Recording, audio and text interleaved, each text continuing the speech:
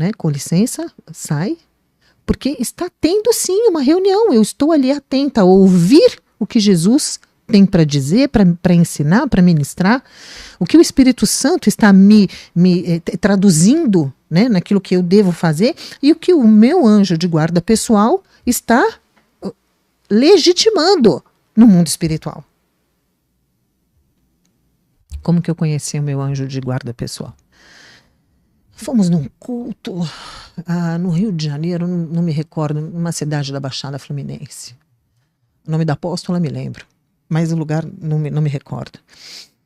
E aí, de repente, eu olho, o apóstolo está pregando, eu fui acompanhar o apóstolo está pregando e de repente eu vejo um anjo, assim, tipo um ser, né, um homem, né, forte, grande, com uma armadura muito, muito, muito pesada, nada reluzente, não, algo muito épico, era uma figura épica, né, com aquele, uma veste em cima, uma coisa assim, né, extraordinária. E eu assim, na minha mente, eu tô vendo você tá me vendo? E ele sério assim, parado do lado do apóstolo. Aí eu tô vendo você tá me vendo? Né, tipo assim, né, câmbio, você tá me vendo? Câmbio, você tá me ouvindo? Alguém tá na escuta? Aí ele respondeu assim, sim. Aí eu... Ele abriu o lábio, não só na mente, na mente, telepático, né? Vamos dizer assim, telepático.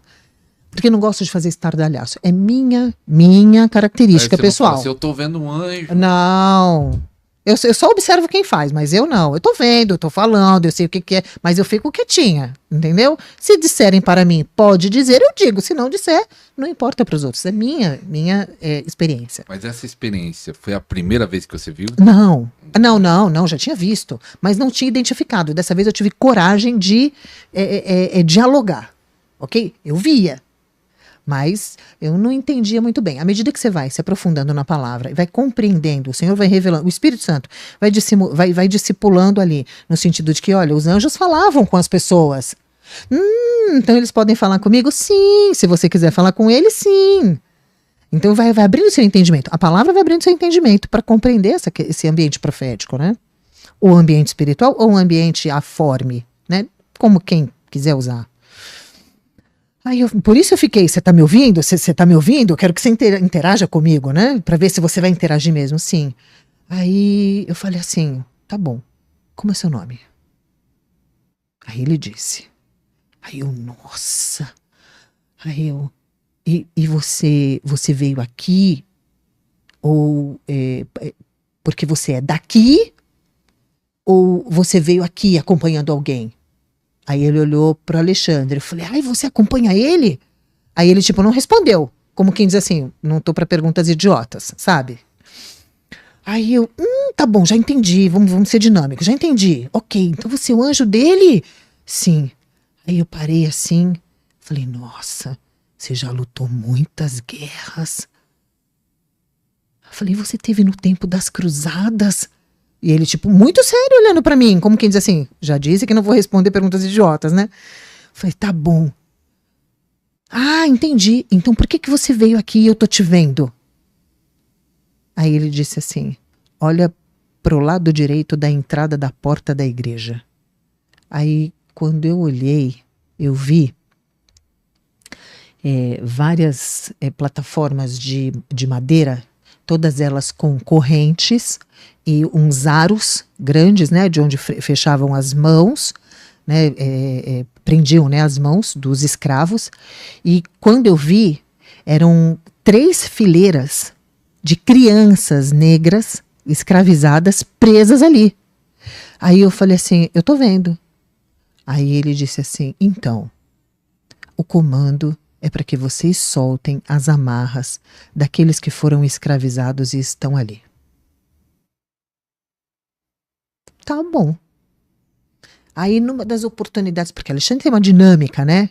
E aí eu tenho que ficar muito atenta, né? Porque aí nessa hora do ficar muito atenta, é assim, ó, Espírito Santo, lembra? A gente nunca tá sozinho.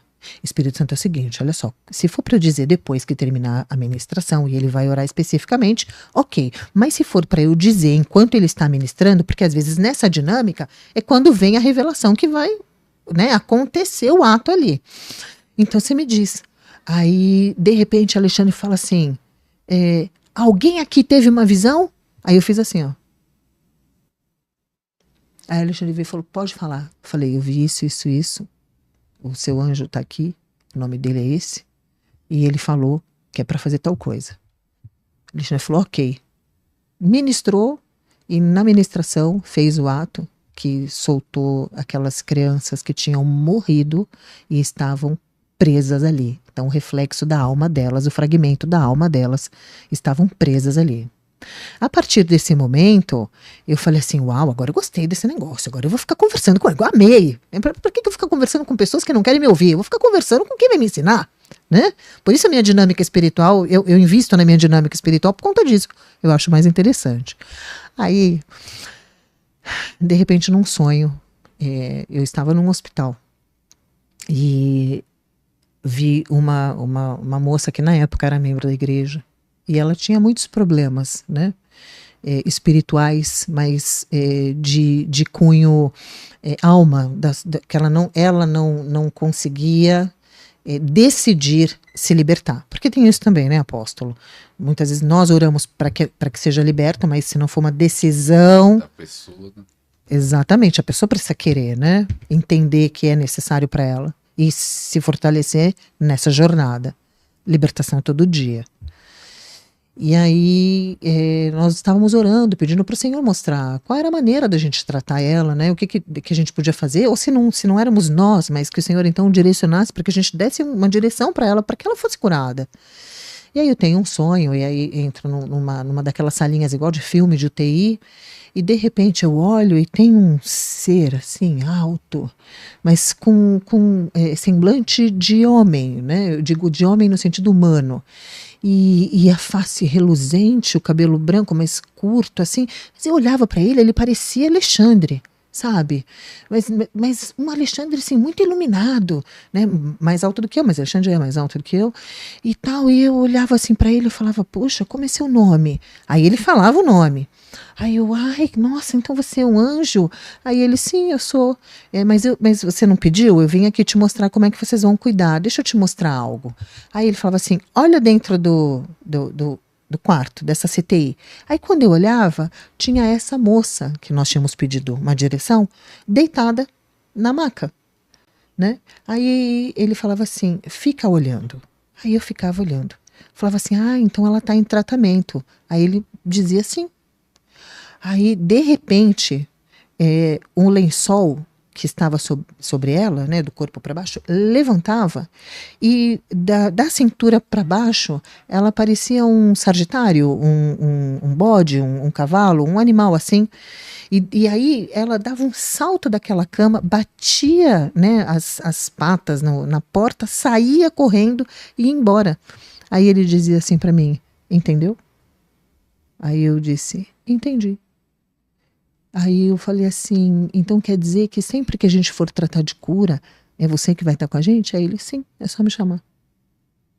E ok. Aí eu, Alexandre, eu conheci mais um anjo seu e falei com ele, isso, aquilo, outro. E Alexandre é intenso, é mesmo? E isso muitas vezes rende a nossa tarde inteira, porque a gente entra no ambiente e fica ali. Aí, passado um tempo, eu falei, peraí, eu conheço o seu arcanjo, eu conheço o seu anjo. Aí eu falei, e você, que é o meu anjo de guarda pessoal? Eu quero te conhecer também. Você faz o favor de se apresentar. Agora eu converso com os dele, eu quero conversar com o meu. Pô, por quê? E aí eu lembro que a gente estava assim no quarto do nosso filho, sentado lá na cama dele, eu e Alexandre conversando, encostado na parede conversando. De repente, apóstolo, eu olhei para a porta do quarto e eu vi como se uma luz fosse entrando. E a luz foi entrando na hora, eu né, telepaticamente, falei assim, é o meu anjo. Se for, se apresenta para mim. E ele se apresentou e eu vi exatamente como ele é. Né? Aí eu estou te vendo. Agora, professa aquilo que eu vou te pedir para professar. Porque sempre que um anjo, a gente pede para que o anjo se apresente, o mundo espiritual, as trevas notam esse decreto. E pode ser que um anjo das trevas se apresente e nós, por ignorância, demos autoridade para ele nos discipular. Não. Então o anjo da luz tem que professar o nome de Jesus. Aí eu disse, professa o que eu vou te pedir para professar. Porque se ele é meu anjo, ele tem logo que saber, né? Que ele já está no outro nível, né? E aí, de repente, ele sai assim, ó, dos lábios dele, o nome de Jesus em hebraico, Yeshua. Eu falei, então, agora eu quero saber o seu nome. Ele me disse o nome. Eu falei, então tá. Ele falou, a partir de hoje, tudo que você precisar, me chame pelo nome. E foi assim. Qual é o nome? Não falo. Alexandre fala, mas eu não falo, não. O Alexandre falou. Ele fala, eu não falo, Não fala. Não fala aí, pra nós fazer o corte aí. O Não. pessoal gosta disso quando fala o nome. O pessoal ama. Não, mas eu vou dizer, sabe por que posso dizer? Porque quando a gente pensa em anjo, e você olha, né, para os 8 bilhões de pessoas que estão aqui nesse ambiente, né, de experiência material, né, e concreta, precisa entender que o nome do meu anjo de guarda pessoal também vai ser o nome do anjo de outra pessoa, porque são miríades e miríades. Então, quando você fala assim, a tropa de Melahel, que é o nome do meu anjo de guarda pessoal, são milhares e milhares e milhares da tropa de Melahel. O outro fala, mas é igual o meu anjo. Não, essa é um exército. É um exército. Um exército, né? É isso aí. Entender. É isso aí. Que já teve. Então, apóstolo, é interessante que vocês entraram por esse campo de batalha espiritual. Sim. O chamado de vocês. Ajudaram muitos atos proféticos. Sim. E porque muitos líderes estão presos. Muitos com problemas sexuais, outros com outros tipos de problemas. Você vê muitos escândalos na igreja hoje em dia. Sempre teve, mas parece que está aumentando, né? Vocês que ajudam até pastores também. Sim. Deus já te falou qual é o motivo disso? Muitas coisas, sabe, apóstolo? Mas, assim, a primeira coisa é a questão da religiosidade. Eu vou te dizer assim. Quando a gente vê lá em Gênesis, né? O Senhor diz assim, se unirá o homem a sua mulher e serão um só. Vamos começar por aqui. Então nós estamos falando de que um corpo, né, de átomos e energia, juntamente com outro corpo de átomos e energia, vão se fundir. Essa fusão é algo bombástico, é uma dinâmica, né, espiritual que acontece. Quando isso acontece? Essa fusão acontece no ato sexual. O que é o ato sexual? A santidade. Acontece que lá pelos nossos antepassados e por outros valores que nós fomos, que foi inserido, né, nas nossas crenças, na nossa maneira de enxergar a vida e o mundo, todos diziam que o sexo era inapropriado, que o sexo era pecado, assim como o dinheiro era sujo, né? Foram fragmentos que foram aprisionando a mente das pessoas para que elas não tivessem acesso ao poder, né? Então, a união íntima de um casal é o ato sexual. O ato sexual é a santidade de um casal. Significa que quando o homem e a esposa, ou a esposa e o marido, não se encontram, eles começam a se tornar fragilizados na santidade. Então as pessoas estão jejuando 40 dias na água sem ter intimidade com o marido. Estou falando de relacionamento sexual na aliança do casamento. Então, para não ser mal interpretada, né? Porque, enfim. E aí o que acontece? Precisa de santidade? que tem que fazer? Tem que jejuar, apóstola? Claro. Tem que orar, apóstola? Sim. E o que mais, apóstola? Se for casado, tem que se unir sexualmente. Por quê? Porque a fusão, desse corpo de átomo com outro corpo de átomo cria uma barreira muito potente. Por que é muito potente? Ela é tão potente que ela gera outro ser. Olha como é forte esse encontro, né? Cria uma barreira contra alguns demônios e principados muito conhecidos, né? Popularmente, o de encantamento, que é a Rainha do Céu, e o dos lunáticos, né? Que é Lilith. E esses tronos, eles estabelecem, através desse distanciamento no altar, é exatamente isso que você ouviu. Para um altar estar em consagração, o marido e a esposa devem ter a sua rotina íntima. Senão eles estão frágeis. Talvez por isso que eles são atacados muito. Não, talvez não, é exatamente por isso. Para não ter relação. Porque daí começa a ficar mais distante, mas aí começa a acontecer o atrito aonde? Dentro de casa. E a casa do sacerdote é o altar. Não é? Porque do jeito que o sacerdote se comporta na minha casa é assim.